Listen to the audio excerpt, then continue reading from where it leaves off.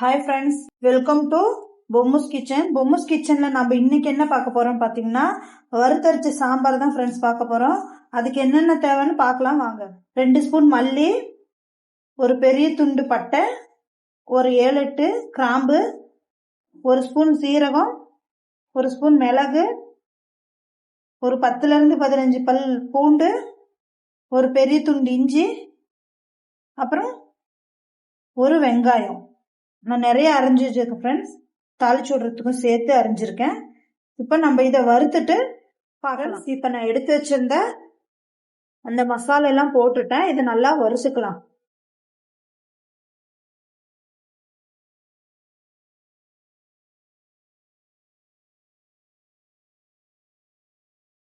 இது நல்லா வறுபட்டுருச்சு. இது கூடவே இஞ்சியும் பூண்டையும் சேர்த்துக்கலாம். நம்ம சேர்த்துட்டு ஒரு பெரிய வெங்காயத்தை கொஞ்சம் வெங்காயம் இதில் சேர்த்துக்கலாம்.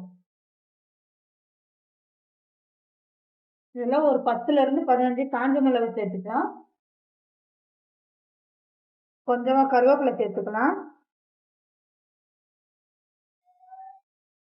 இதெல்லாம் நல்லா வதங்கட்டும். வெங்காயம் நல்லா வதங்கி வரணும் ஃப்ரெண்ட்.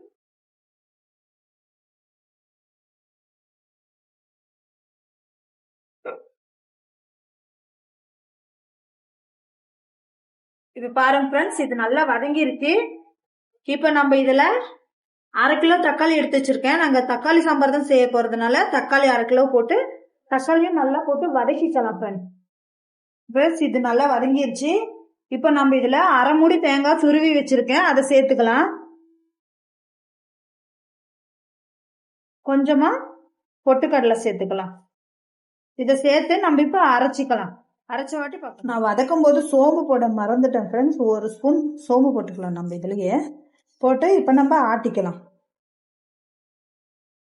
பாருங்க ஃப்ரெண்ட்ஸ், நான் அந்த வறுத்த சட்டியிலேயே நான் எண்ணெய் ஊற்றிருக்கேன்.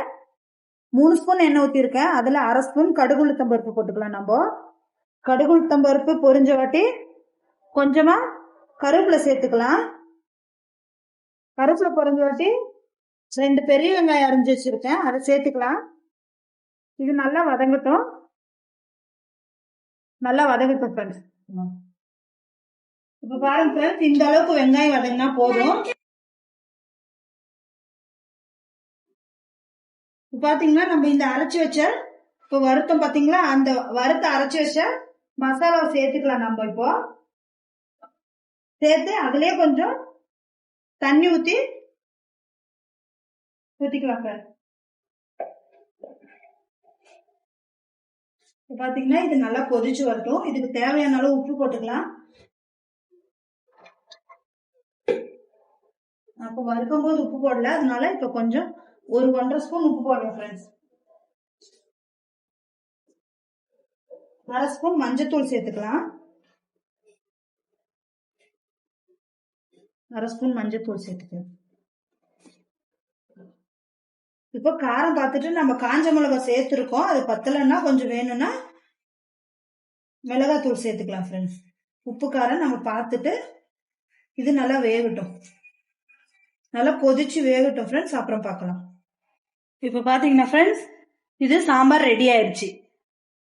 ஓகே, பாய். இன்னொரு நல்ல வீடியோல பார்க்கலாம். பாய்.